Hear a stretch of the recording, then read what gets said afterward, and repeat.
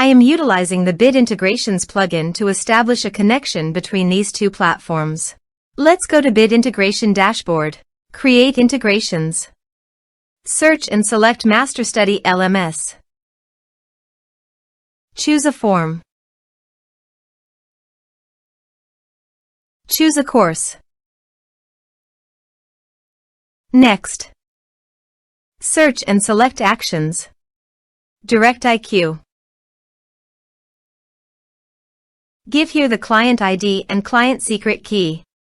So please visit DirectIQ API token.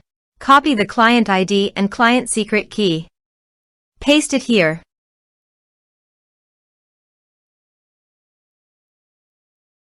Authorize it. Authorization is successfully done.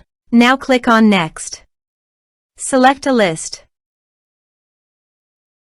Map the respective fields.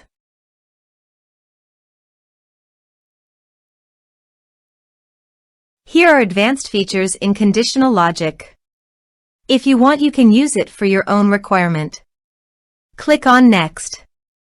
Finish and save it. Now go to your other WordPress user and go to the MasterStudy LMS site. Enroll now. Start course.